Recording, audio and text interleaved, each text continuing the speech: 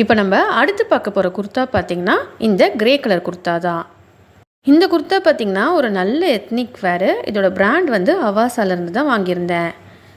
இந்த ட்ரெஸ்ஸில் பார்த்திங்கன்னா இந்த நெக் ஏரியா இருக்குல்ல, இந்த யாக் பார்ட்டில் வந்து நல்ல கிராண்ட் ஒர்க் பண்ணியிருந்தாங்க. அதுவும் சென்டரில் வந்து சின்ன சின்ன ரெட் பால்ஸ் மாதிரி வச்சுருந்தாங்க. அது இன்னமும் இந்த ட்ரெஸ்ஸுக்கு வந்து பார்க்குறதுக்கு ரொம்ப அழகாக இருந்தது.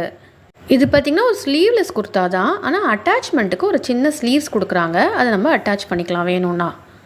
மற்றபடி பார்த்திங்கன்னா இந்த டாப் வந்து பார்க்குறதுக்கு ரொம்ப கிராண்டாக இருந்தது. பாடி ஃபுல்லாக உங்களுக்கு வந்து கோல்டு ஃபாயில் ஒர்க் பண்ணியிருக்காங்க. அது மட்டும் இல்லாமல் உங்களுக்கு சைட் பேக்கெட்டுமே அவைலபிளாக இருக்குது இந்த டாப்பில். இந்த டாப்போட மெட்டீரியல் பார்த்திங்கன்னா ரியான் தான். பயங்கர கம்ஃபர்டபுளாக நல்ல சாஃப்டாக இருந்ததுங்க. உங்களுக்கு பார்த்தாலே தெரியும் எவ்வளோ ஃப்ளோயியாக இருக்குது பாருங்கள் இந்த ட்ரெஸ்ஸு. இந்த டாப்பை நான் ஆஜியோவில் 770 ருபீஸ்க்கு வாங்கியிருந்தேன். நான் வந்து 2-3 வாட்டி வாஷ் பண்ணியும் பார்த்துட்டேன். சூப்பராக இருக்குது மெட்டீரியல் குவாலிட்டி. கண்டிப்பாக வந்து இந்த அமௌண்ட்